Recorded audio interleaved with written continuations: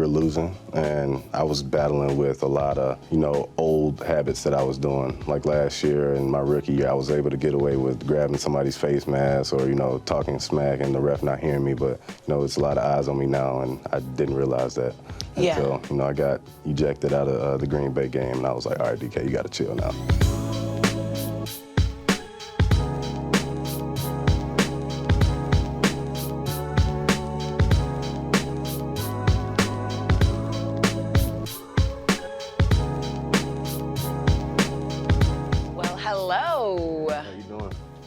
What is that? You call it a boot. Yeah, what's this new shoe, this new accessory? Yeah, that's a little boot. Had a little boo-boo during the season, but got everything cleaned up. Okay, so I've got to figure out timeline here. Right. When did you get the surgery? Right after the season. Okay. Yeah. And how are you feeling now? What's the rehab looking like? Well, I just started walking on it a couple days ago. Rehab's gonna be like another month before I'm full go. Yeah. Yeah. I have to say, I'm amazed that nobody knew that you did this. I mean, I kept it under wraps. So yeah, absolutely. Even I said, did you go to Radio Row? How have I not seen any news blurb about the fact that DK Metcalf is in a boot? So were you intentionally kind of trying to stay in and not make news, or? I mean, it just happened that way. Yeah. I just was trying to detach from football, detox from all the season and all of that, and it just so happened that way. So this injury was something that you were dealing with throughout the season. Yeah. How much did it affect you? Was it just a thing that you were really focusing on when you weren't on the field? What was that looking like? I don't think it affected me that much. I missed like a practice day a week, when I found out, what happened to my foot, but it really didn't affect me that much. It's crazy the way you all play through these big injuries. Like we had Micah on the show a couple days ago, and he's like, oh, actually, I was hurt the entire season, and nobody really knew that I was dealing with this. Right. But he said his was super, super painful. So luckily, no, mine wasn't like that. No. Yeah. Okay. Because I remember in the press conference, somebody asked you what you were going to do with the foot, and you said you and Pete were going to discuss it. But I feel like at that point, you probably already knew what was going on. I'm like, he lying up there. No, it's all good. You should do whatever makes you feel the most comfortable. But it's good to see you. Yeah, you too. Boot and all. I always have wanted to ask you this question because I think about it whenever I see you. I think for a lot of people, they were introduced to you at first with the photo where everybody was like looking at the abs and the muscles and all these things. And it was everywhere. Like it was talked about so much that it was like synonymous with DK Metcalf. When you are like on display in that way, do you feel uncomfortable? Very. I don't like my body being out there like that. It's just something that I'm not comfortable with, myself. Yeah. I'm working on it, but well, I mean, steps. Do you feel like objectified almost? I wouldn't say that. I just feel like I'm known as a label now. So every time when somebody sees me, I'm either a workout warrior or, the guy with the abs or the guy with all the memes, about, family stuff or whatnot. But, I don't want to be known as that. I want to be known as, DK Metcalf, the football player, who also did good in the community and, just did what he wanted to do. Yeah. That's a thing that's so interesting about social media now and really just like society in general is it's so easy to become one thing. Right. And then so now you're like trying to figure out how can you get out of just being known as that one thing. Exactly. I mean, how do you feel like you do that? It's kind of working backwards now because, the world already views me as one way, and then I got to work against that, and, I got to show my other interests like cooking, kids, prison fellowship. So, I would say the NFL does a pretty good job of that with, my claws, my cleats, and, other things of that nature. But I'm really working backwards and just trying to create my own brand instead of, the brand the world put on me. Yeah, but also being like, all right, I got to keep these abs. Right, exactly. Right. I need everyone to know that I do still have all the muscles. Okay, wait, so you said cooking? You're a chef? A little bit, yeah. What's your go-to dish? Alfredo. Okay. Alfredo, yeah. Like how often are you cooking? Oh, no, I'm not cooking that much, though. Okay. Yeah, but it is something you're interested in. Yeah, it's something that, I went to school for hospitality management, so restaurants and hotels is something that is interesting to me. Yeah, okay, favorite food to eat? Food. Everything. Low-key, yeah, I'm low key. Like I love food. All of it. Yeah.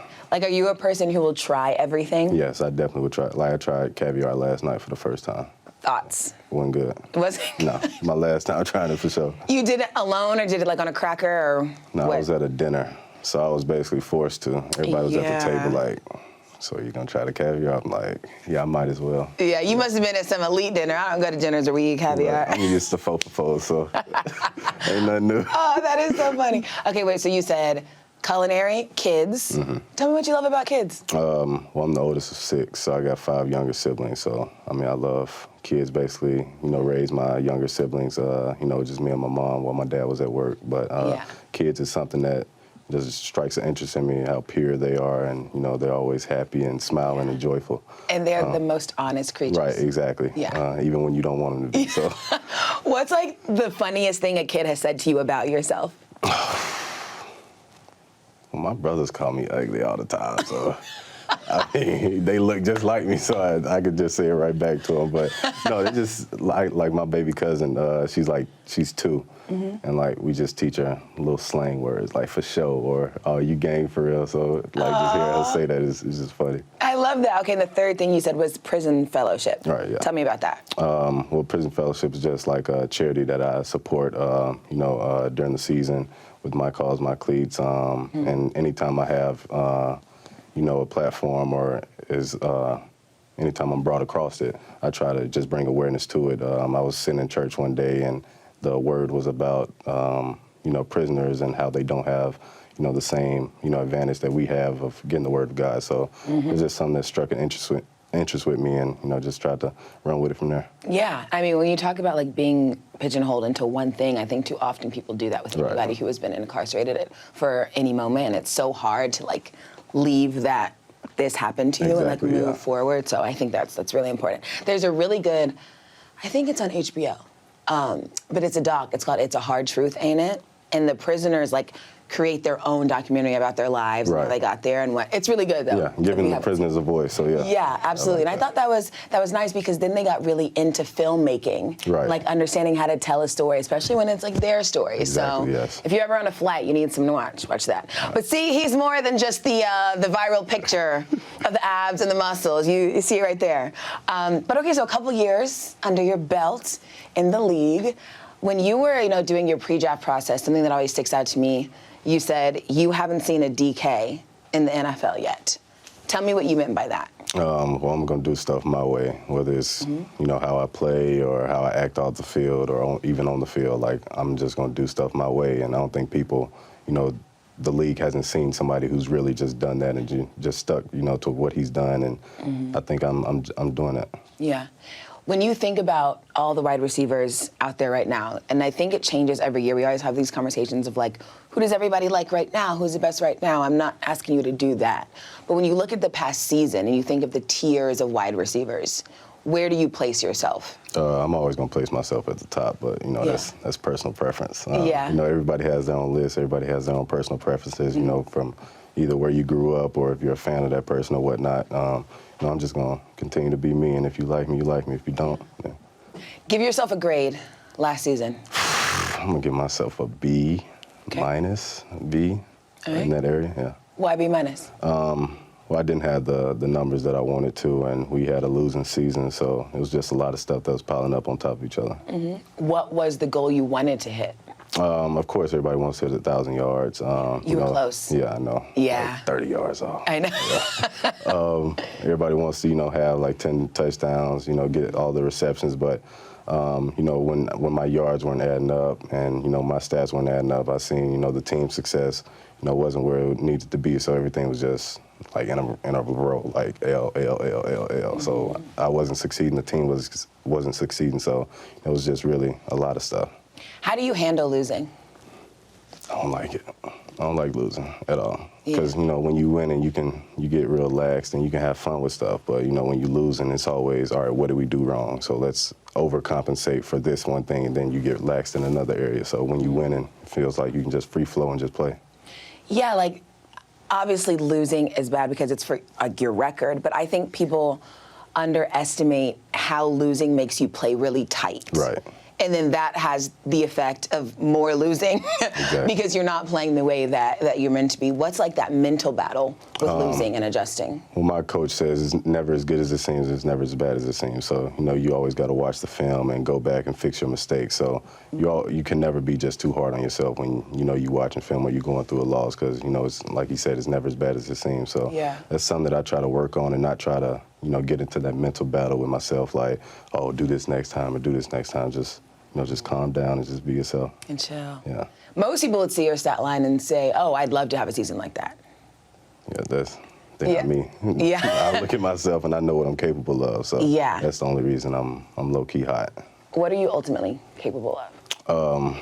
I don't know, man. We're going to see. I'm trying to break records, so that's what I believe. I'm capable of breaking a lot of records. Specific record that comes to mind?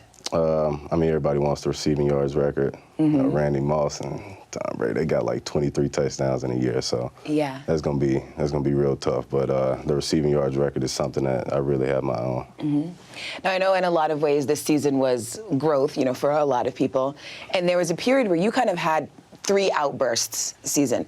In that time, what was going on?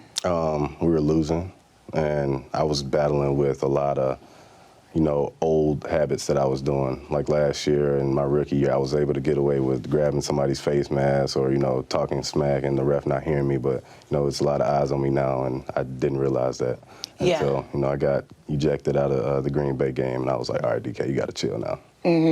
That was like kind of the moment you said, I need to figure it out. Yeah. So this happens, you go home, tell me the conversation you're having with yourself in order to get out of that. So on the plane, I'm sitting with Bobby Wagner. And he was talking to me because when I got ejected, he was the one that came up to me and was like, DK, you got to chill. I'm like, bro, get out of my face. I'm calm down by myself. He was like, no, think about your future, because he's somebody that I respect and I'll listen to.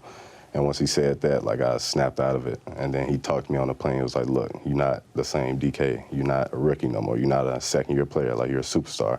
So start acting like one. People gonna always try to get under your skin. So just be above it. And, having talks with him, my brother, they just calmed me down and just made me realize, I'm above all that stuff. Yeah.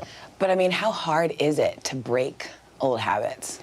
I'm still battling with a lot of stuff, but it's hard. I'm going through a lot of therapy and, mental, help, with my coaches and everything. So, it's going to be easier next season, I believe, So when you say therapy, you mean actual therapy, like going to see a therapist? Right, yes. Okay, we're big therapy advocates on the show. We talk about it a lot. How has it helped you? Well, I started going in May, so it probably didn't look like it during the season, but I was going to therapy, but it's a journey. Rome wasn't built in a day, so you got to crawl before you can walk. But, it helped me a lot just with my viewpoint of life and, how I carry myself and, just everything in general. I see life and football differently. I cherish it more, cherish relationships more. I don't get as angry anymore because, I'm above it all. Yeah. So for therapy, do you find yourself talking more about football or more about life? Both. The past couple of sessions have been more about football because, I'm tired of watching teams play on Sunday and I'm not suiting up. So a lot of it has been about football, but a lot of it is about life as well. Yeah. Are you getting good, coping mechanisms and figuring out what to do to make yourself? I started meditating, so. Nice. Yeah, I was not a meditator at all. I would talk bad about it. Yeah. Now, look at me. I'm a meditator now. So and it helps. Well, because I think people hear meditation and they think it means you're sitting and you're exactly. Yes. Yeah, exactly, but it's not. It's really just checking in with yourself. Exactly, yes. You do it every day? No, probably once a week though. Whenever I feel myself, my blood pressure rising, I'll just take a step back and just chill, play a little music, just think about stuff. Has there been a time during the season when you're playing that you almost had to stop and do that? Oh yes, during the season, yes. Yeah. Sure. No, I mean in a game. In a game, yes. Yeah. Tell me a time. And breathe. The last game of the season. Yeah. So I knew I knew my goal going into the season. Going into the last game, I had 30 or 40 some yards to get, and I knew, I wasn't gonna get it. So it was 12 minutes left, and we were running the ball, and I'm like, you know what, this is a team game. We winning. let me just chill out. This is not about me. It's not about me. That's all I had to tell myself. So we won the game, finished the season out strong, so that was a positive.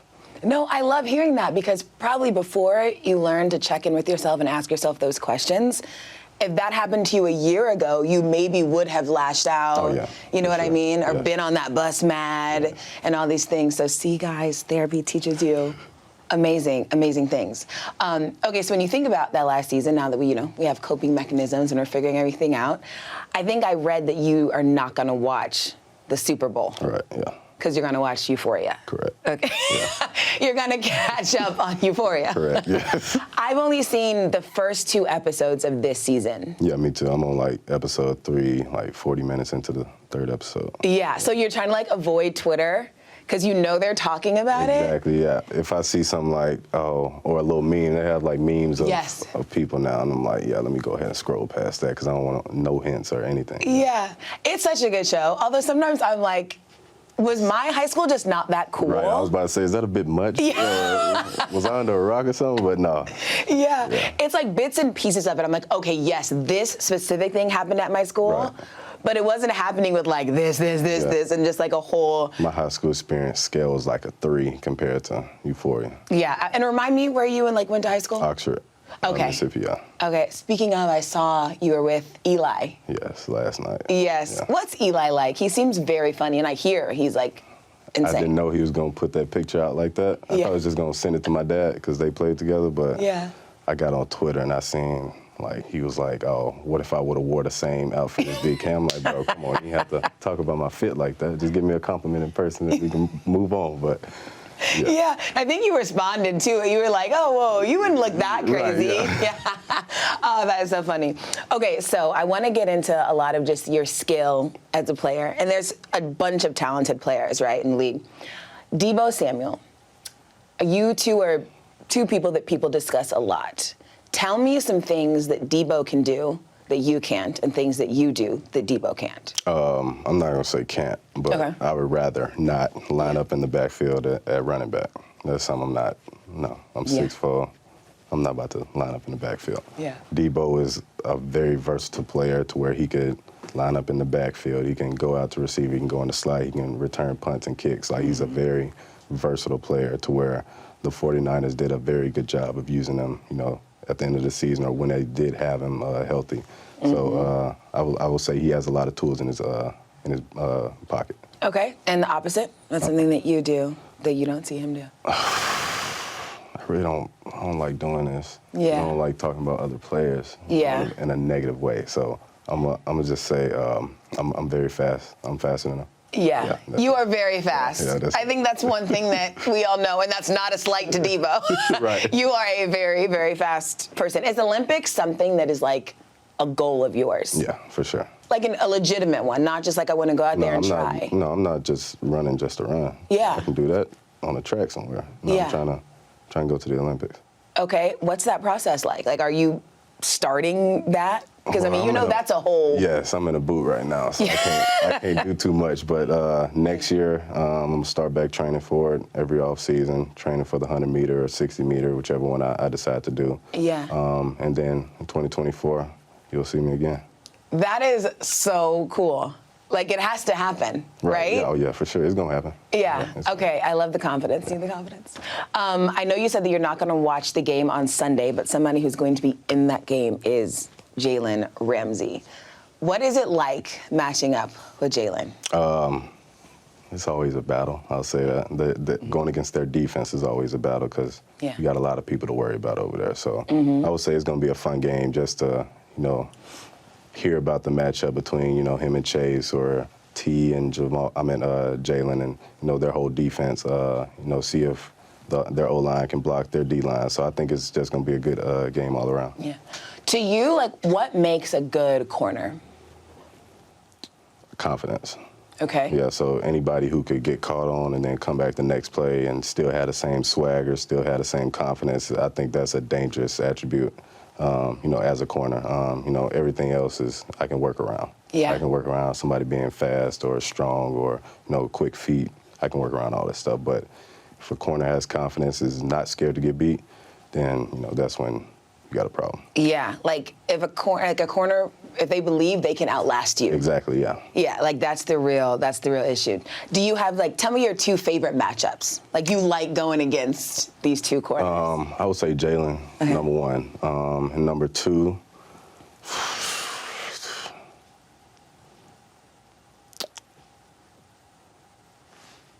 Lattimore. Lattimore was a good matchup for me. Yeah. Yes, I like that. Yeah, I remember that. That was a good one. It was an eventful game. Yeah. But it was a good matchup. Although, as a Falcons fan, I don't like the Saints. So you got to best Lattimore in that matchup, if only for me. I remember reading you saying, you said, you were at Ole Miss. You said, I don't really watch film. I just go out there and play. How have your film habits changed? Oh, it's changed drastically. Yeah. Now that you're in there. Yeah. Okay, walk me through what a film session with you looks like, what you're looking for from yourself and from your opponent. You trying to give away all my tips now. Give me the surface. Okay, all right. Yeah. So when I'm watching a DB, I'll start watching film on Friday. 'Cause I can't watch film during the week because our DBs, they still trying to play on Sundays. And they're not going to be the DB I'm going against. So when I'm watching him, I watch to see his press man technique first. All right, is he come to balance or he's going to step with his inside foot? Then I watch to see if he throws hands. If he doesn't, then that's all I watch for. Because anybody off, playing off coverage on me, I think I'm going to eat up their ground, and then they're going to start panicking. So I mainly watch their press technique. Okay, so you're all in on the film now. Yeah. Oh, yeah, for sure. Yeah. You're I encourage people to watch film, too. Were you almost surprised at how much it is very beneficial? If you were watching the film Ole Miss, it probably would have been even crazier. Exactly, yes. You know? And I see how much film Russ watching is night and day. Yeah.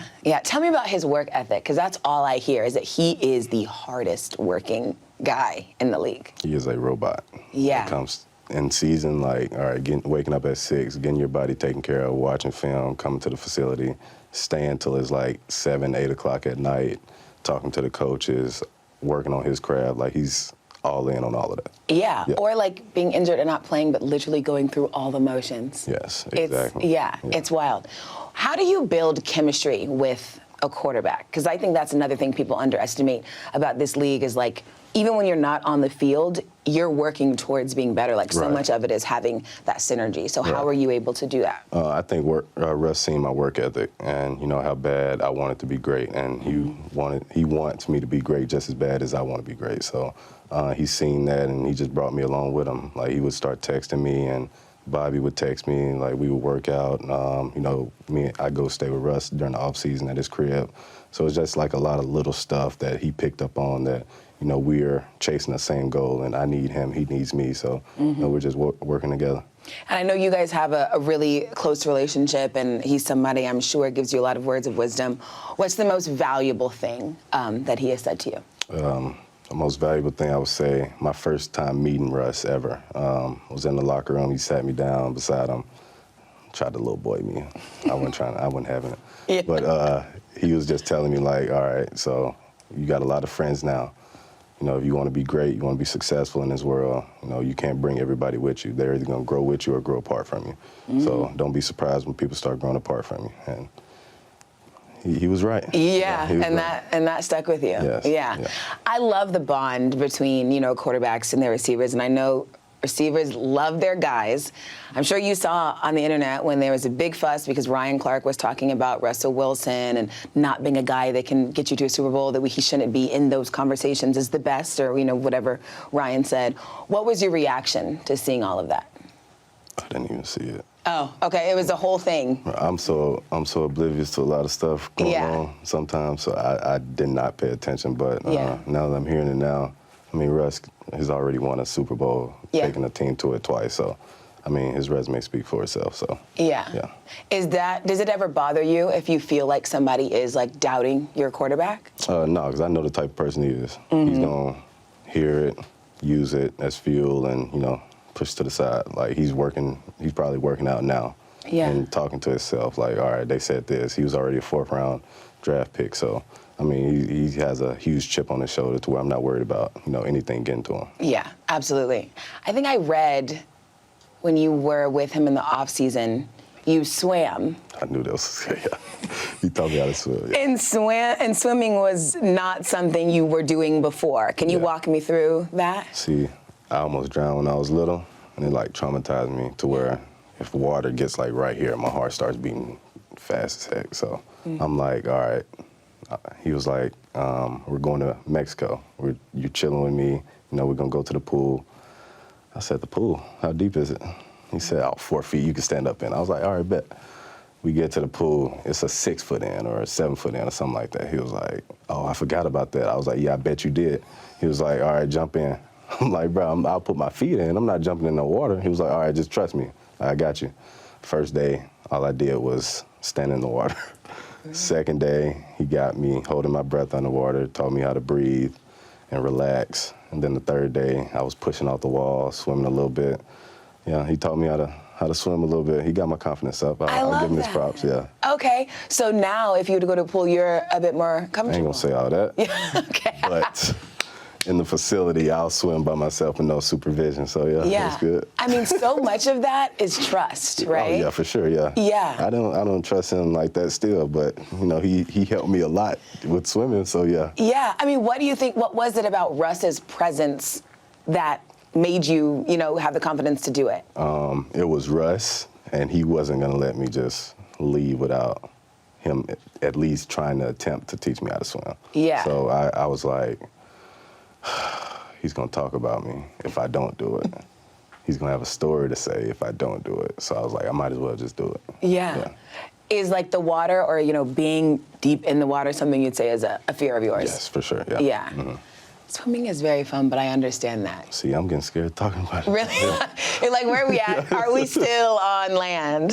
Okay, so you guys very clearly have like a strong relationship, a good bond. That kind of second half of the season when he came back, it felt like you guys were missing sometimes. Right. What do you attribute that to? I really don't want to attribute it to just one thing, solely. I think, it's, new OC, and, O-line was getting changed out a lot. Russ was getting back from his finger. I was dealing with my foot. Tyler was in and out because of COVID and everything. So it was just a lot of different variables just thrown, at us in 1 year. Like we played a game on Tuesday. Come on. Yeah.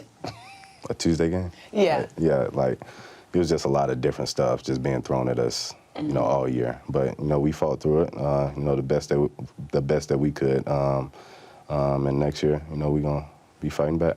Yeah. I think sometimes everybody looks for these very dramatic answers as to why some people just maybe weren't hitting on all cylinders. But a lot of the time it is as simple as that. It's a lot of different things that were playing a role and it just wasn't working. We figured it out, and that's kind of the game of football in general. You were asked about your future with the Seahawks, and you said, I'm not trying to leave. Does that still hold true? Yes, I'm not trying to. Why would I want to leave and go to a new place now? Yeah, why do you like it? Why do you want to stay? Well, it was the first place that they drafted me, so they took a chance on me when, they passed me up one time, and then I was like, all right, we can't do it twice, and every other team passed me up twice, so they hold a special place in my heart. Where are we at this moment with negotiations, figuring it out? How we feeling? Oh, they still got to play the Super Bowl, still got to do the the combine, draft, so whenever they decide and my agent decides to talk, I'll just be kicked back with my feet up, chilling. Yeah. And I know in that press conference, someone was talking to you about how this contract does have the potential to really set some precedent, for wide receivers. Do you feel that kind of going into it? I haven't heard anything, so no. Yeah, you're like, I'm just Bro, what chilling I in tell there. you, I'm so oblivious to a lot of stuff to where I don't like talking about football for a couple months. I'm not doing it. Are you an unplug person? Yes, I will detach completely. Really? Yes. And that starts right after the Super Bowl? Yeah. No, right after the season. Yeah, I'm not listening to any of the things. No. And why do you do that? Just to keep your sanity? Yes, and I was doing it for 6 months, 9 to 5 every day. So I was just trying to get away from it completely. Okay, so, well, first off, before I even forget, I saw Bobby Wagner yesterday at the Tonal event, and I told him I was interviewing you, and he said, why have you not asked me to do the interview? You have to shout me out with the interview. So shout out to Bobby Wagner. Yes, sir. That's we my love boy. you. No, he's great. Yeah. Is he somebody that you look to? Oh, yeah. Yeah. He's just so chill and smart and even-keeled, and I I just feel like has so much wisdom. Yes. You know what I mean? And I don't know if people like understand that about, but he's also like super business savvy. He's just like a great person. Who outside of your team do you look to for mentorship? I'm around them all the time. Yeah. So either Bobby, I would go to my brother, my pops, my mom, or my therapist. Those are pretty much the people I really talk to about, a lot of stuff. Okay. Well, I'd have to say you're gonna have to talk to somebody about this take that you tweeted. Which one? Calamari Look. and ranch. Look. Don't get me started. I told you I like food. No, DK. I'm passionate about this one now. Ranch and calamari. You're gonna have to sell me on it. Why? Why not? You gonna do marinara? Marinara belongs on spaghetti, not calamari. You gotta have ranch with calamari or some aioli sauce. You can't just eat it. Aioli and ranch aren't this, like, those are two different things. Right, but you can't have, they brought out a plate of calamari with marinara sauce and just the calamari. As it should be. Garnish of cilantro on there, nothing. And then I tasted one, it just tastes bad. I was looking forward to the ranch, not gonna lie. So how did the ranch combo even happen? Red Lobster. So, growing up in the South, I don't see a ranch. we would go to Red Lobster, Olive Garden, after church. Order the calamari. They got the little blue bowl things. You have a side of marinara and a side of ranch. I'm so used to dipping it in the ranch. I'm tasting the ranch now. I was disappointed and heartbroken when I ordered calamari and I didn't see any ranch. I was very disappointed. And I thought that was the first time that's ever happened to me, ever. Really? Yes. Okay, I grew up in Georgia. I don't ever remember there being ranch next to that calamari at Red Lobster. We need to take a poll somewhere. Yeah, well, first off, show of hands, does anyone in here do ranch with calamari? Stop it. Thank you. What? Thank you. No, this was a very polarizing tweet. One of the most polarizing of all time. I can't believe how many people just obliviously no, ranch calamari, that doesn't go. Yeah, because it doesn't. It does. You guys have done it, but do you like it? Not a thing. I like how assertive his yell. Yeah, he's like, absolutely. Yeah, exactly, yeah. Yeah. That's how I feel. He's absolutely backing you up. Oh my gosh, no, I never did that. And after church, it was also did y'all have Ryan's or Golden Corral? You did the buffet? Yeah. But you go there during the week. That's Tuesday. Yeah. It's half price, $7.99. Yes. Yeah. Well, but also, for me growing up, I thought Red Lobster was the fanciest, coolest place ever. Me too. When they said, what do you want to go for your birthday? I'd say Red Lobster. They're like, you want to go to Red Lobster? Sure. But I think it's fine dining. Right. I would get the Ultimate Feast, which had everything in it. It was a lobster tail, fried shrimp, shrimp scampi, crab legs. Yes. Just get a little bit of everything, get those biscuits. Bro, the draft process really opened my eyes. First restaurant I went to was, my financial advisor took me to Nobu. Different. Red Lobster look like a McDonald's now. I'm this what I've been missing? But the portions be small, so I gotta load up. But that's how it goes. Though. Did you go to Nobu Malibu? Yes. See, that's also the environment there. You have the water, and it's so pretty. What'd you do, Yellowtail? You have to. See, he ordered. I went hip to the menu, so I just let him handle all this stuff. But they got some good tacos. Yeah, they're tiny. Yes, the small little bite tacos. size. Yeah. Oh, I live at Nobu in New York, because there's two in New York, and there's one not far from me, so I go there all the time. Nobu is the absolute best. But yeah, look at you now. You eating caviar at Super Bowl week. Right, yeah. Going to Nobu. Yeah. Also, okay, I'm happy you're here, because I always ask Odell about this. Tell me the process. All right, so. Because you got to go to a dentist. Right. So Okay. They had to take impressions, then they had to send them off to a lab.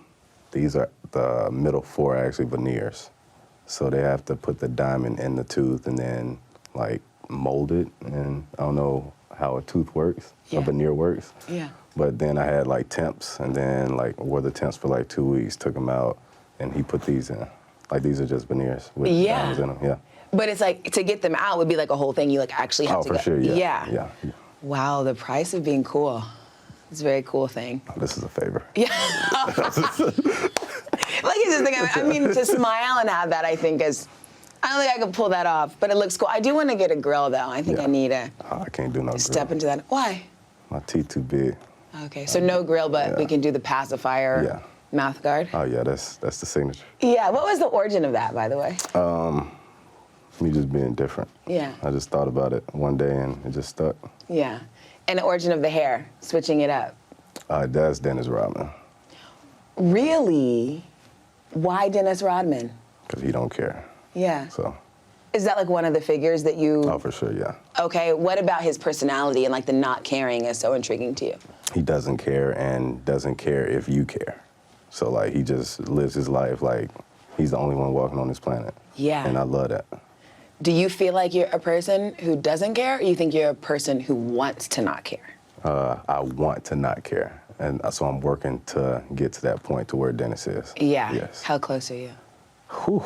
I got a little minute to go. Yeah. What are the things that you find yourself caring about that you don't want to I care care about a lot of people. So like I care about, what my mom or my parents are gonna think or what my siblings are gonna think. When, it's my life, I shouldn't. Yeah. And that's probably like hindering you in a lot of ways too, Yeah, because you're like exactly. splitting all these different directions Exactly. and like not just the Yeah. you.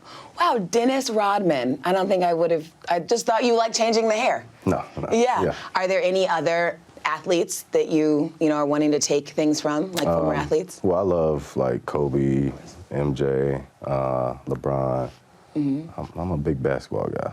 I don't know why. Really? Yeah. Did you and play? I watched safeties too. I played basketball growing up. Oh, you said you watched safeties. Yeah, so Ed Reed, Bob Sanders was my two guys growing up.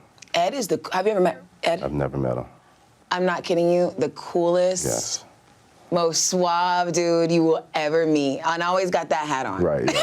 I've You'll heard never. about it. Yeah. Yeah, I actually had to go to the NFL Hall of Fame last season. Right. One of our really close family friends was being inducted, and so they all have the gold jackets. Ed come in late. Everyone dressed up. He got on like his jeans and like a white beater. He's just like cool. That level of care. Exactly. Yes, yes. You're like, I'm gonna be me, and I Exactly. don't care about what y'all think. Right. And it's crazy because once you unlock that, you'll probably see the fruits of that Exactly. in football too. Because I'm trying to think like what NFL player right now I feel like does that, like just doesn't care. They go out there and do their stuff. Oh, Odell. Yeah. I'm so happy for him, by the me way. too. Like he deserved. Everyone. We were just talking about this with Micah on the show too. People too often will judge like talent and potential based on a situation that somebody is in. When all of sports, it is like circumstantial and situational. And there's Exactly. only so much you can do when your environment is not allowing you to Right, be exactly. what you can be. So it's cool that now he's playing for a Super Bowl when people were counting him out. Exactly. And also shout out to OBJ Senior, or OB Senior, I guess, because you got him out of there for real. Make sure the tape tells the story. Right. Okay, so before we go into some of the fan questions, tell me, what is success for you individually next season? If we know this stat line that you had wasn't enough and you can fight for more, what are we looking for from you next season? Winning at the end of the day, because my first 2 years we won, and my stats were pretty good. So just getting back to winning in Seattle, I think the rest is gonna take care of itself. Okay, and biggest adjustments you feel like the Seahawks will make? I think they've made a lot of coaching changes this offseason. I have seen that. I'm just waiting to get back up there just to see, what those coaches are going to do to change the culture and, to change the way that, that we used to play football up there. Okay, cool. Well, I'll shut up. We'll hear from the app now. What questions we got? Favorite, you kind of said it, favorite players to watch growing up. Yeah, favorite players to watch growing up. Yeah, I was a big Devin Hester, Ed Reed, Sean Merriman, LT. Those are pretty much the ones I would say I watched a lot. You watching defensive players is like very interesting to me. I mean, I hang around Bobby more than anybody. Yeah. That's my guy. Yeah, honestly, there's different personalities between people that play defense and people that For play sure. For sure, offense. yeah. Like, they're not as flashy, they're cool, they just want to get the job done. They're like dogs. It's different. Absolutely. Okay, cool. Good players. What else? Top 5 quarterbacks you want to play with. Russ, Yeah, like, the leader, Russ Blank. yeah. The question was top 5 quarterbacks you want to play with. His answer was Russ, and everything else is blank. Can you rank your top 5 wide receivers in the league? Who do you think are Top 5 Top wide 5. receivers in the league. See, I don't like doing that. See, because right now I'm feeling a certain way. Tomorrow, my list may be different. So, for today? yeah. Dang, you really gonna do that? All right, so today, Top 5. I got one A through A, B, C, D, E, A through E. So I'm gonna go with, Julio was somebody I watched growing up, and I'm a big fan of him. So he always gonna be number 1. Devontae Adams, AJ, Justin Jefferson, Cooper Kupp. Like that. Okay. Who's your favorite team growing up? Favorite NFL team? Favorite I was, NFL team growing up? Chargers fan growing up. Really? Why? Chargers fan. I have no idea. Like I remember just playing Madden with Favre on the cover. I would use Sean Merriman, LT, Phillip Rivers, Antonio Gates, Antonio Cromartie. I like Quinn Jammer.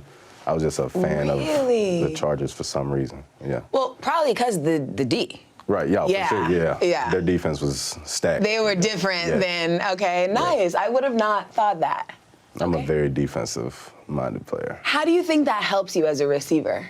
I don't care. I'm looking for contact. Yeah. I'm looking for contact. Okay, sure. nice. Want to do What is 2 more? Yeah, what's your favorite thing about the Seattle culture? They loud. They love football up there. Yeah. They love the Seahawks. They love the Storm. Whatever sports they have going on up there, they love, the organization. So the fans are probably the best part of being in Seattle. Nice, okay. And the last one. This is the most important question. What's your second favorite food with ranch? What's your second favorite food with ranch? Great See. question, whoever asked that. See, this is kind of like a loaded question. Second favorite with ranch. So you could throw pizza in there. With ranch. I had some tenders last night that was pretty good with some ranch. May have set it over the top. I don't know. See, I love food, so you can't get me talking about food, because I can go for a little minute. I would say, all right, so you take a Papa John's, because Domino's, they just started doing the garlic crust. You take a Papa John's pizza, sausage, throw a little pepperoni, a little bacon on there, get you some ranch. Oh my gosh. You cook it. I've never met like a ranch advocate before. I'm not a ranch advocate. Hidden Valley, I grew up on it. Oh, some like, fried what? chicken too? Wings? Wait, okay. No. Fried chicken and ranch is not the same as wings and ranch. Fried chicken is wings. No, it's not the same. Like, are you talking about just like a drumstick and you're putting... Oh, so you talking about the thick chicken? No. Okay, I'm Just like, wings. I can't let this propaganda get out about ranch. No. Just the wings, yeah. Okay, just the wings. Okay, so if I go to Seattle, tell me the one restaurant I must attend. Aji Sushi. Okay. They got real good sushi. It's like 2 minutes from my crib, so Okay, so you're there all I the just time. pop in and out all the time. Well, to go, Yes. take you back to the crib, watch Euphoria. Yeah. Do. Well, no, I wasn't watching Euphoria. I got to catch up on it, but I was Yeah. watching Power then. Power. Okay, I loved Power, like, the original, but the spin-offs, I'm not watching. You're watching the spin-offs, like the Tariq one? And... Oh, I'm already done with all that. Really? I hear the Kanan one wasn't that good, but the Tariq one was pretty good. Yes. See, I watched season 1 of Tariq first Okay. without watching Power.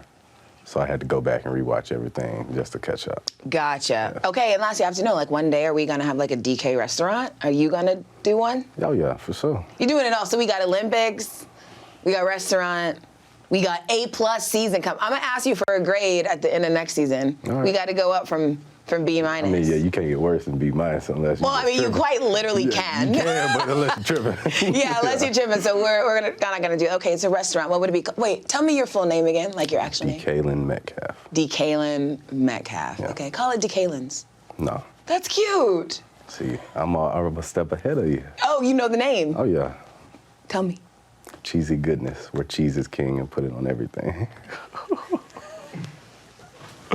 Come on. Wait. It's a southern, Oh, I love it. it's a southern Italian restaurant.